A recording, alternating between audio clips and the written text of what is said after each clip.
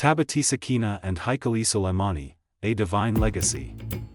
The soul of Hazrat Sulaiman, a.s., was taken by Allah at an appointed time. Yet, even in death, with the support of his staff, he appeared to be engrossed in deep worship. The jinn, who served under him, lacked the courage to approach him directly.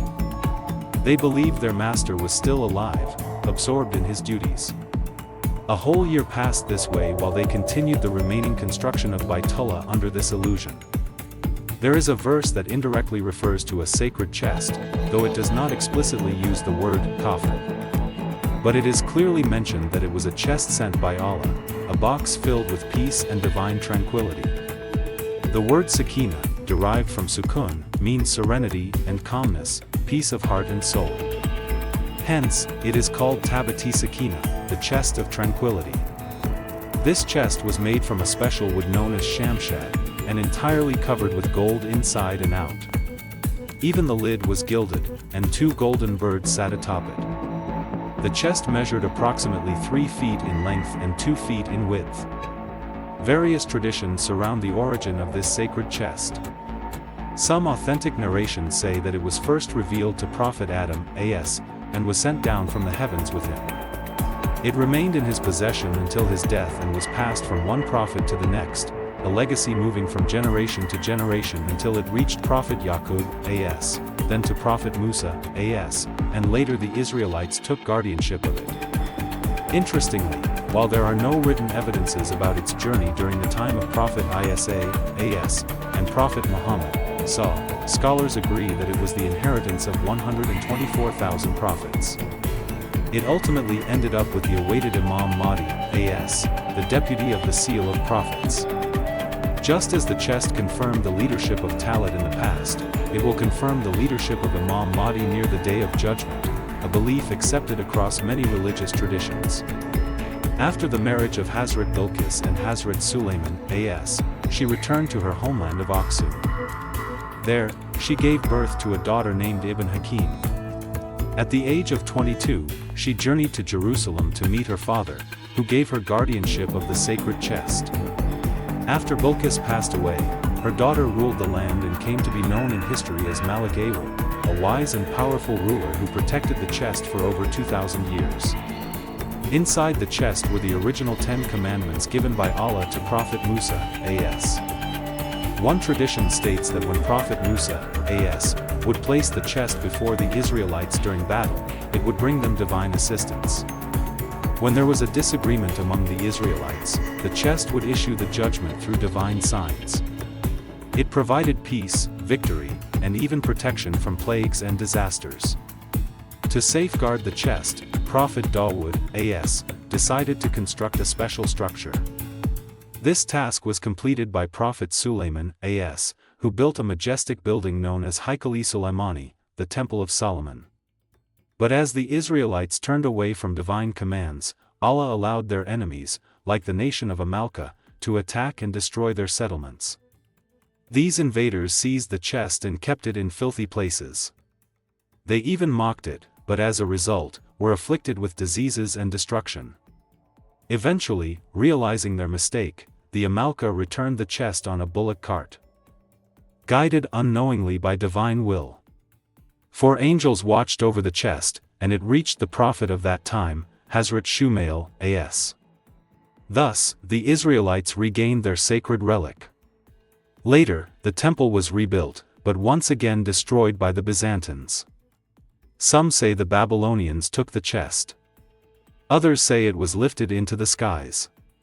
Yet, Islamic traditions mention that Imam Mahdi, a.s., will retrieve this chest from Lake Tiberias in Palestine, or from a cave in Antioch, Turkey, when the end times arrive. When Hazrat Umar, R.A., conquered Jerusalem, he chose to pray near a Roman church, the very place where Masjid al-Aqsa stands today. Jews claim this was once the site of Haikal-e-Sulaimani, and some await the return of their so-called king from that place. However, according to Islamic belief, the awaited Jewish king is none other than Dajjal, the Antichrist. According to the Bible, the chest also contained the body or remains of Prophet Yusuf, a.s., which Prophet Musa, a.s., had carried from Egypt. Some traditions mention it contained the original script of the Torah, and even relics of Hazrat Musa, a.s., and Harun, a.s. The chest, thus, remains a symbol of divine covenant, history, and spiritual power. Bani Israel, the children of Prophet Yaqub, a.s., who was also known as Israel, made Baitul Muqaddas their homeland.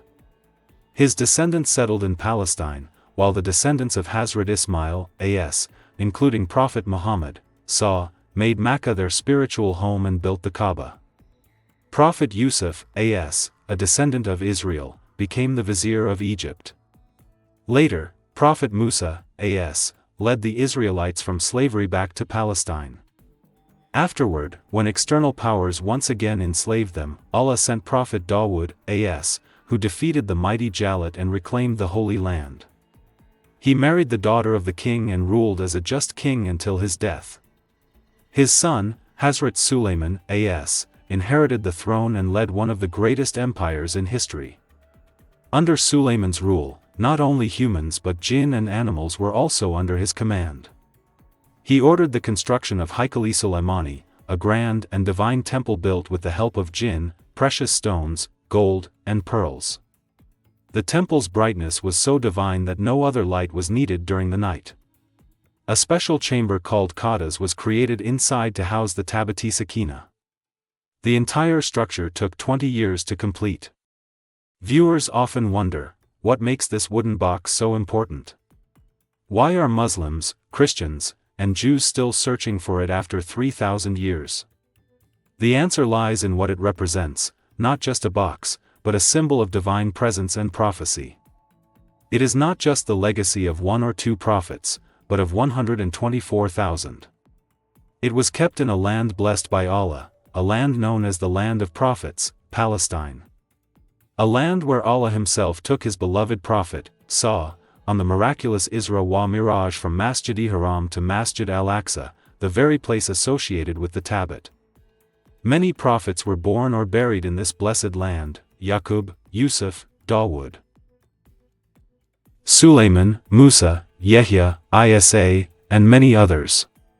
The chest, the temple, and the land, all are signs of divine wisdom. And as the world draws closer to its final chapter, many believe the reappearance of the Tabut-e-Sakinah will mark the return of truth, divine justice, and the real leadership of this world under Imam Mahdi, a.s. Conclusion. This was our deep dive into the story of Tabut-e-Sakinah and Haikal-e-Sulaimani, not merely historical relics, but symbols of faith, prophecy, and divine connection. If you found this video informative, please subscribe to my channel, Sana Light 360, like the video, and press the bell icon for future updates. May Allah grant us the understanding of these sacred signs. Ameen.